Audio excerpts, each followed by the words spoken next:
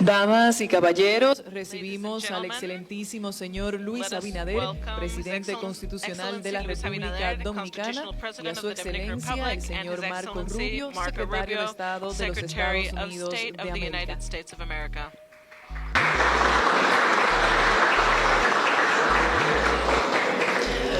Buenas tardes, damas y caballeros. Les damos la bienvenida a este Salón de Embajadores del Palacio Nacional, sede del Gobierno Dominicano, donde recibimos a su excelencia, señor Marco Rubio, secretario de Estado de los Estados Unidos de América, y la delegación que le acompaña en su visita oficial a la República Dominicana. De inmediato damos inicio a esta rueda de prensa. Tiene la palabra el excelentísimo señor Luis Abinader, presidente constitucional de la República Dominicana. Agradecemos la presencia del secretario Marco Rubio de su delegación. We welcome Marco Rubio, his delegation, Madam Vice President, Foreign Minister, ministers. Thank you all for being here. It is an honor for the Dominican Republic to welcome the Secretary of State, Marco Rubio, on this visit that reaffirms the goal to strengthen bilateral relations with the United States of America.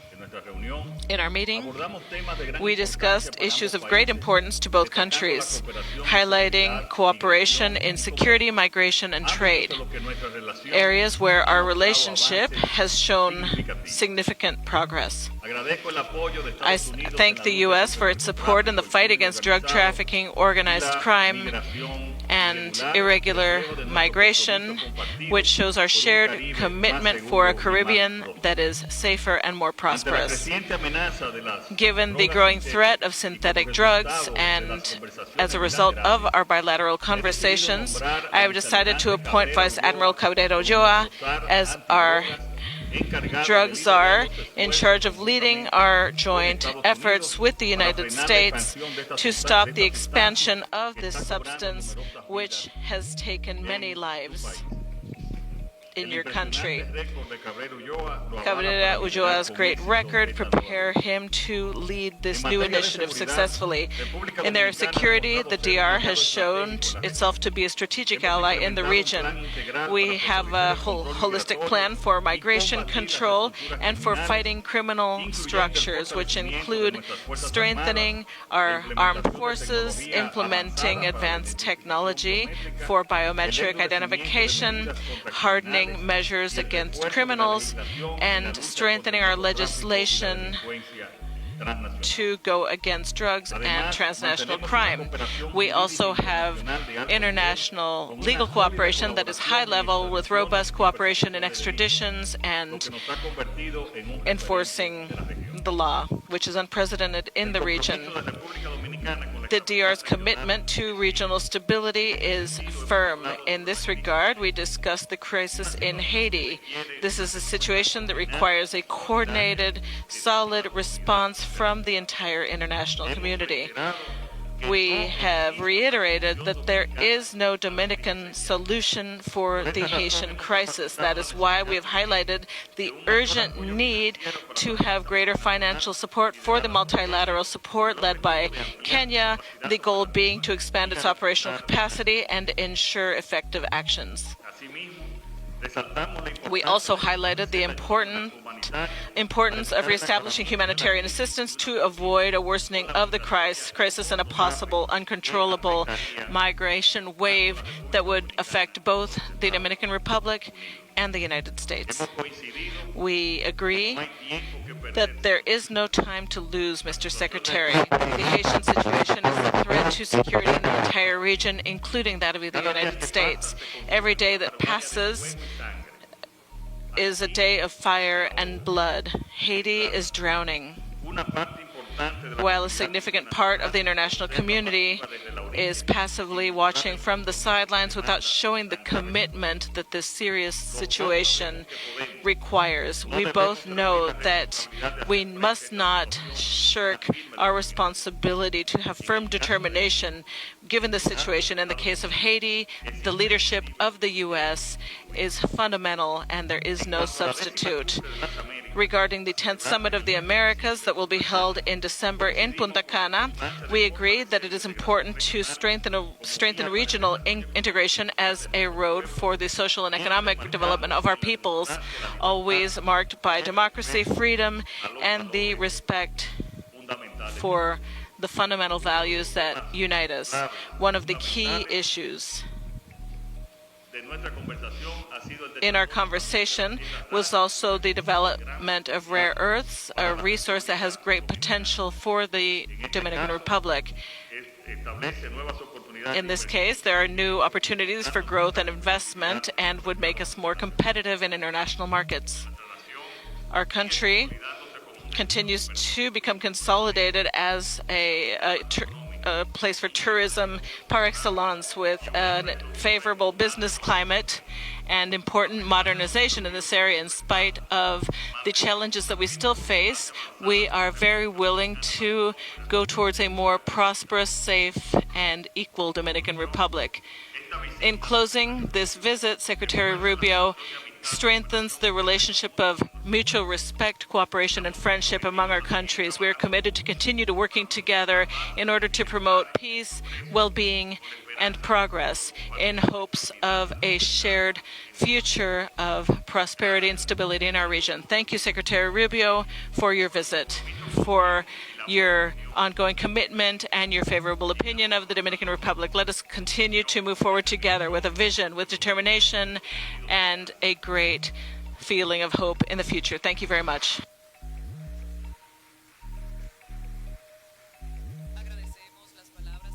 We thank the words of the Honorable President Abinader of the Dominican Republic. Now we give the floor to His Excellency, Mr. Marco Rubio, Secretary of State of the United States of America. Thank you so much. I will say a few words in Spanish and then switch to English. In Spanish, in Cuban, and then I'll switch to English. First of all, Mr. President, thank you so much for your inviting me to the palace, to have the chance to spend so many hours with you and your team, and for this opportunity to reinforce the partnership we have. I'll start with the economic issue, which is very important, and we have tackled many important issues, and the impressive measures you have undertaken and the work we want to do with you regarding also the rare earths. We want to make the Army Corps of Engineers, which we know they have worked with you to identify these rare earth elements, and this is going to be so important for the modern economy. We are not ready to announce anything official at this point, but we will discuss the opportunity, the possibility of doing something very significant for the history of both countries. At the same time, we need to discuss energy security. We have a chance to not only have a power supply for the Dominican Republic to continue to make progress, but this will be of great benefit to Puerto Rico. They are North American, and there's a chance to take use of semiconductors. This is going to be key for modern technology and everything that has been said about medical, defense technologies as well. And you have a chance to become a hub for this type of industries. We will work together and we will consider ideas to see how to expand the presence of that industry here, so close to the United States and in a country that is a friend and that is safe. On the other hand, I want to highlight the anti-corruption, anti-drug work we've done together. Impressive work. We have seen the figures you have been able to achieve in so few years. Stopping drugs, same for the United States. Large numbers of drugs that could have caused great damage to our country also. Our cooperation. And to see how to expand this cooperation, I'd like to announce today that we know that many of the programs have been frozen. by virtue of President Trump's executive order, we are willing to provide waivers so that programs can continue. And also, we want to see how to expand the programs. I am happy to announce today that we have entered into an MOU to formalize the presence of a CBP agent, Customs and Border Patrol from the United States, to work together with the National Police to improve our efforts. And we will see how we can enhance access to certain technologies which will allow to grow what you are doing. And we will do this together. On the other hand, we cannot forget the issue of Haiti. I'd like to make a few points clear. First of all, the United States is committed to continue to work with the international mission there. There have been interviews that are not truthful about the current position. Last week, we signed a permit to continue being part of the mission. We will continue to support the mission. I spoke with the Kenyan president today to reinforce that commitment. The government in the U.S. has a freeze order, but there's a chance to have exceptions, and that will be an exception. The same with regards to programs that contribute to the security of the United States and the hemisphere as a whole, like this does. But we need to be clear. The solution, I believe this is the policy of the United States, and we will never ask the Dominican Republic to accept a migratory wave from Haiti. This was my position as senator, and it is my position as Secretary of State. Secondly, the solution for Haiti is in the hands of the Haitian people, in the hands of the Haitian elite. But we will help. We cannot ignore the problems there. Their future, their destiny is in their hands. Unfortunately, today, large part of the territory is under the control of armed, dangerous gangs. And we have to face that. The first goal is peacemaking there. And that is the objective of the mission which we'll continue to support. But we have to understand that the mission needs to be broadened for it to be able to eliminate these gangs. If that can be achieved, we need to discuss the future of Haiti, the opportunity they have to become a place where so many industries that are located today in other continents, like manufacturing, textiles, those things that already exist, they could be expanded. They could reach more people. They could give rise to jobs. They could give an investment opportunity. But that is impossible if there's no security. So the first issue to tackle is the violence and insecurity, because we see this large territory ruled by gangs. As you know, as a senator, I worked on Hope Help. You know, I was one of the sponsors of that draft bill. Now another senator is working on that. The idea is to continue with that law so that those opportunities can be there for Haiti and its future. It is an issue of great importance. We care about it. And I know it is a matter you cannot ignore here, and you have not ignored it. You have done a lot, and we will do our parts as well. Finally, I'd like to say that the summit in December will be key. We hope to join all of the democratic governments in the region to discuss these issues. To discuss, however, not only the challenges the hemisphere faces, but also the opportunities available. We will do everything possible for the summit to be successful. Thanks for this opportunity.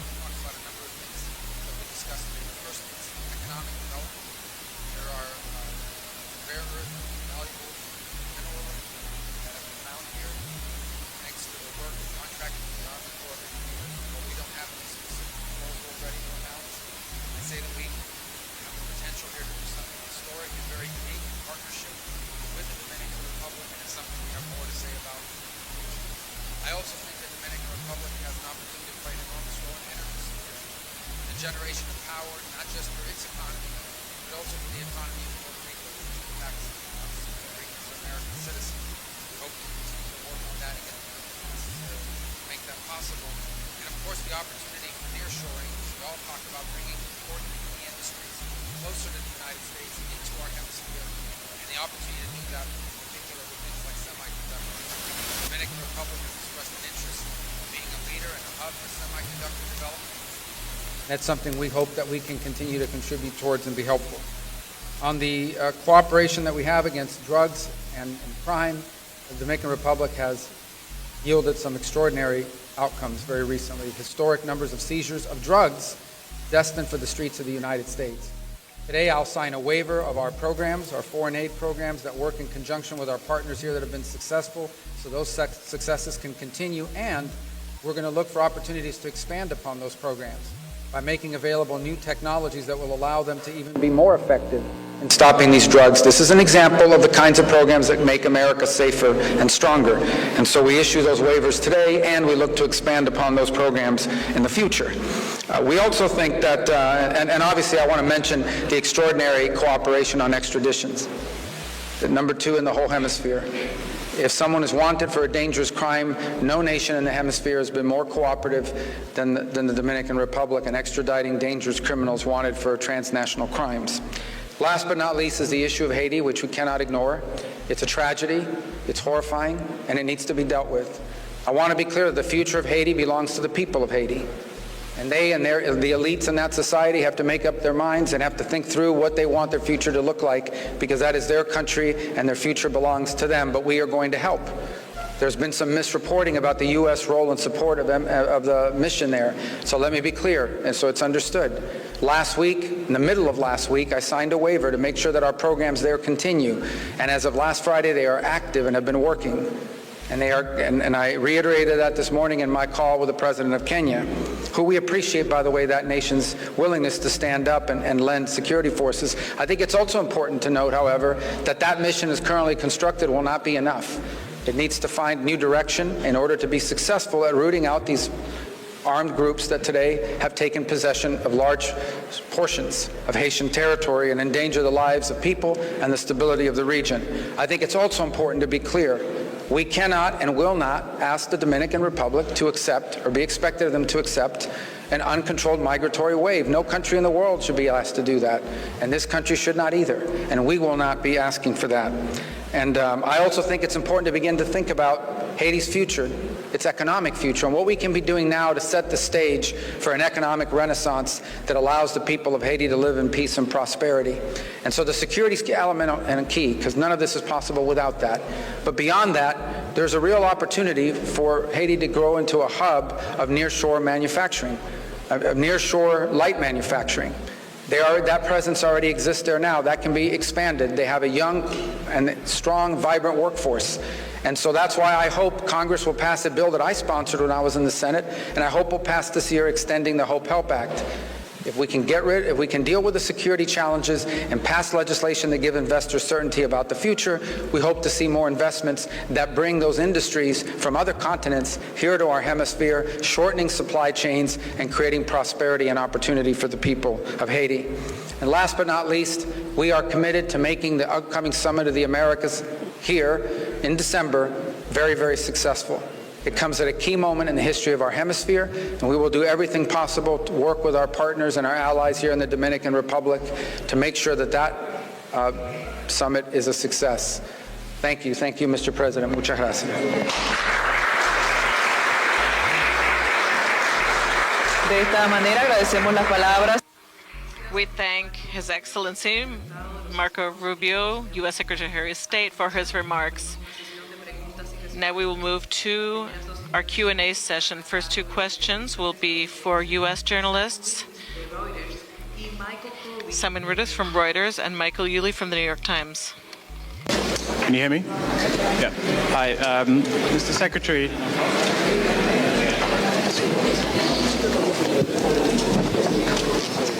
Hello? Yeah, okay.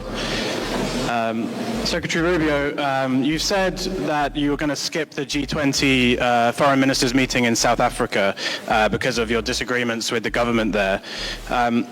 Could you tell us whether the whole Trump administration, the whole US government is going to skip all of the G20 events in South Africa this year? And do you feel that by doing this, by missing this meeting, you're ceding global leadership to other countries like the BRICS countries and China specifically?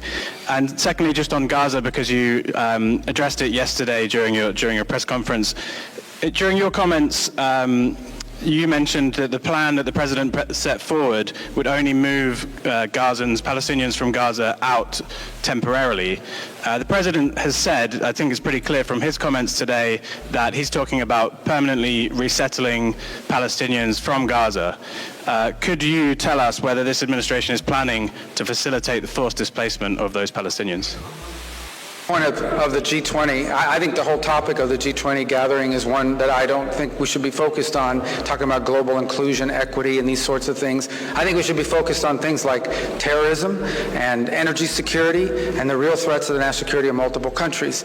So we'll have representation there of some sort, I imagine, but I'm just not attending it because instead I'll be hopefully traveling to parts of the world and meeting with leaders and others during that time period where we can focus on the issues that are directly before us and that I think should be the top priority because they align with our national interest. As far as your question about the Gaza piece, let me go back and say that place right now, and I think the aerial images confirm, is not habitable, not just because of the destruction due to the conflict and the fact that the Hamas cowards hide underground, but also because there are unexploded munitions, there are all kinds of weapons, including Hamas weapons in the location. That all has to be cleaned up. I think President Trump has offered to go in and be a part of that solution, and if some other country is willing to step forward and do it themselves, then that would be great, but no one seems to be rushing forward to do that, and that has to happen. That's the reality. That place, Gaza, right now has unexploded munitions, lots of rockets and weapons and other things that the Hamas was using there, and that needs to be dealt with. And it's very difficult to do that when you have populations on top of you. If some other country is willing to step forward and do that job themselves, then I encourage them to do so. But it seems to me that there are a lot of countries in the world that like to express concern about Gaza and about the Palestinian people, but very few are willing in the past to do anything concrete about it. And so I think President Trump is trying to stir that and hopefully get a reaction from some countries who do have both the economic and technological capacity to contribute to a post-conflict region. Will be able to return or not? Well, again, I mean, that area, when you're removing munitions that are unexploded, I don't think you want people living next to unexploded munitions and weapons depots that have been left behind or are then placed because of what Hamas has done. So I think that's just a realistic reality that in order to fix a place like that, people are going to have to live somewhere else in the interim. And there are countries in the region who express a lot of concern about the Palestinian people, and we encourage them to step forward and provide a solution and an answer to that problem.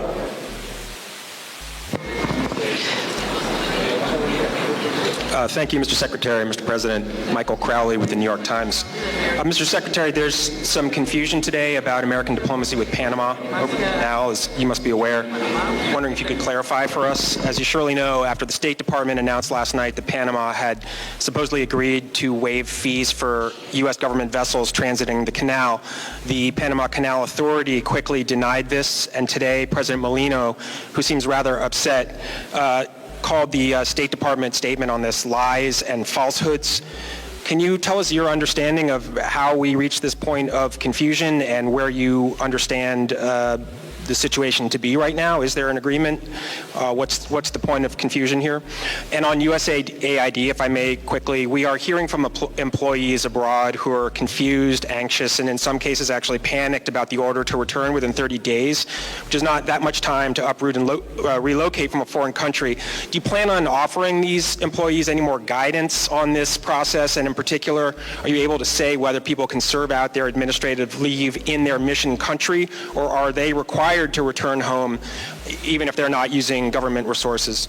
And Mr. President, please, you said that the leadership of the U.S. is fundamental and there is no substitute in finding some sort of a solution for Haiti. The president of Haiti's Transitional Council seems very concerned about this, said a couple of weeks ago he believes that President Trump does not care about Haiti and that the Trump administration's policies will be a catastrophe for his country. Can you just give us a sense of your confidence level that the Trump administration will follow through and exercise the sort of leadership role you described? Thank you. What was your, let me answer the first two because I think they were for me. But what was the first one again? I apologize. And the state of the diplomacy, what led to the confusion and where things stand now. And then the second one was USAID. Okay. Yes, please. Thanks. I'm not confused about Panama. We had conversations. I felt they were strong first steps. We have expectations we made clear in those conversations. I respect very much that Panama has a process. They're a democratically elected government. They have rules, they have laws, they're going to follow their process, but our expectations remain the same. In particular on that, I would just say that the United States has a treaty obligation to protect the Panama Canal if it comes under attack. That treaty obligation would have to be enforced by the armed forces of the United States, particularly the U.S. Navy. I find it absurd that we would have to pay fees to transit a zone that we are obligated to protect in a time of conflict. Those are our expectations. They were clear. They were clearly understood in those conversations. But I respect very much the fact that Panama has a process of laws and procedures that they need to follow as it relates to the Panamanian Canal authorities. We'll allow them to work through those processes. We intend to make it amicable the way our visits were.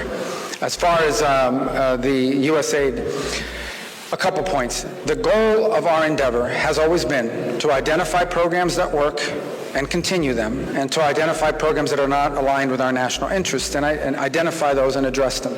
So we have sent out guidance to those deployed abroad that they will be on leave of absence, not fired, leave of absence as of Friday. And then we made very clear in the message, it's there and it's written in the message that was posted, that if there are exceptional circumstances regarding family or displacement, or maybe the person, their spouse is employed in the embassy so they're co-located and their children are in school, there is room and space for that. We also made clear in the guidance that there would be specially designated programs that would not be a part of that order. And we are working through the process of identifying them now, what those specially designated programs are, and we will continue to work through the process of finding them. The third point I would make is that people were given 30 days that we would help bring them home if they so desired during that 30-day period. And at the same time, the expectation, as I said, that if they have a special condition or something's going on, we didn't list them all, but we're willing to listen to those. We're not trying to be disruptive to people's personal lives. We're not being punitive here. But this is the only way we've been able to get cooperation from USAID. I had preferred not to do it this way.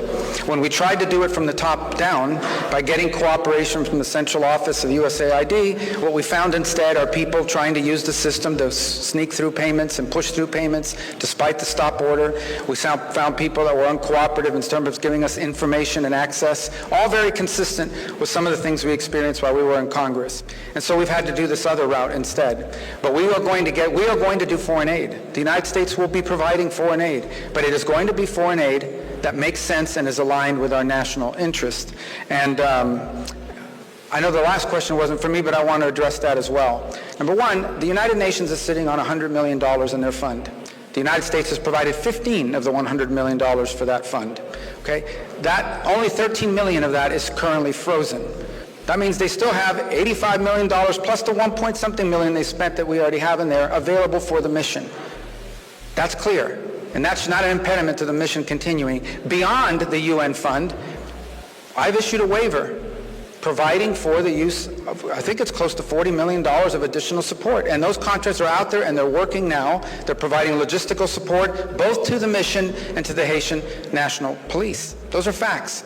So I could just say that's a pretty strong commitment, and it's certainly a lot stronger commitment than some of the other rich countries around the world who aren't doing nearly as much. By the way, it's a credit to Kenya, who's come halfway around the world and are willing to stand up and do something about it, when countries in our own hemisphere, they're not willing to do anything about it. And I don't want to go through and list all of them and start some diplomatic fight my 2.5 weeks into my term here, but I'm just telling you there's some rich countries out there and they're not doing nearly enough about it, and they could be doing more. So I encourage them to do more. I'm sorry. Yeah, can you repeat the question so I can fully understand? Yes, please.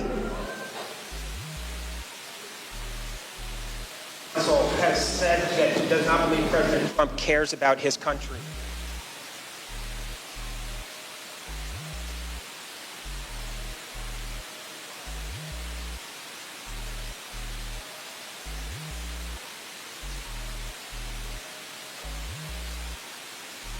But we just heard the policy of the United States with Haiti. So I am pretty confident of this policy that the Secretary of State just mentioned. So we are pretty confident of what Secretary Rubio said, and if we follow that, we will see a peaceful Haiti in a couple of months. Agradecemos a Mike. We thank Michael Crowley and Simon Lewis for their words. Now we will listen to the Dominican journalists, Huichilora and Nelson Rodriguez.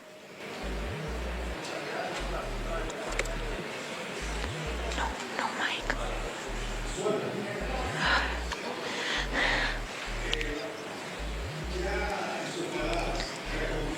With your words, you have addressed a couple of questions I had, but I have one left.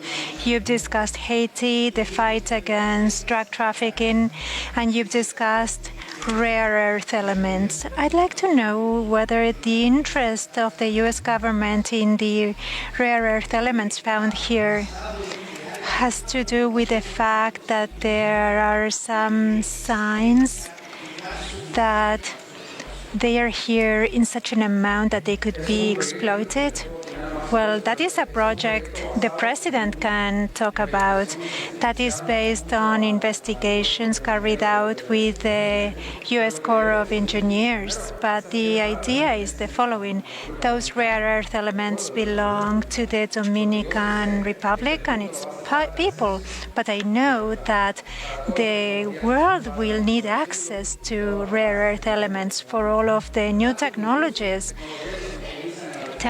that are used for defense, but in other kinds of advanced technology in this new era. And I know that having an ally with access to these elements in the hemisphere is very good. We want to help develop this wealth of the Dominican Republic. This is your country and this is yours. But we want to help you develop it because it's better that these elements are in the hands of an ally rather than in the hands of a country that's not an ally on the other side of the world. Uchi, we can actually share with you preliminary information. It's preliminary but quite positive. We have gross reserves. Then we will see what the net reserves are. But the gross reserves are of about 100 million tons. That is significant. In about 2-3 months, we will have the numbers with precision, but what we've seen so far is quite positive. We feel optimistic. This is advanced technique, and we require technology and help. This is why we have created a public company, a state company, to be able to exploit these rare earth elements, but the market is in the United States. There is an international price, but you always need advising so as to exploit them in an efficient way and with economic sense. Thank you so much. Good afternoon, President Abinader, Secretary Rubio, and respective delegations. It's been said here that the Summit of the Americas at the end of the year is one of the tasks that will start. I'd like to know whether we'll have President Trump here then. But let's remember what happened in Los Angeles in the Summit of the Americas in June 2022. The Secretary of State at the time exerted lots of pressure to exclude Cuba, Venezuela, and Nicaragua. He did not reach consensus amongst Latin American countries, and the United States did not invite Cuba, Venezuela, or Nicaragua. Secretary Rubio, you just said that those three governments are enemies of humanity. That is very strong. Dominicans would say, well, let's take it down a notch. So we could really be a bit softer.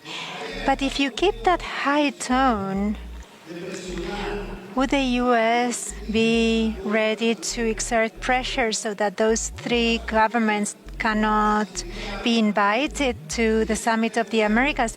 Or if these three governments who are enemies of humanity, they will be invited. I know the decisions of President Abinader on this matter. So the United States would not share with those governments. Well, that decision, who to invite, lies with the Dominican Republic. The Dominican Republic will be hosting. I do not know how else to talk about a regime that has forced about 8 million citizens to leave Venezuela. They imprison, they torture innocent individuals. In the case of Cuba, significant portions of the population have left the country.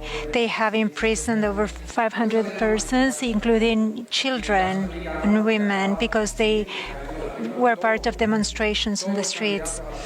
And Nicaragua, imprisoning political opponents. Every candidate has been pursued by justice in Nicaragua. They are even deporting nuns. They have a fight against Catholic Church, a fight against religious representatives, and there is a co-presidency, and it's kind of a family dynasty.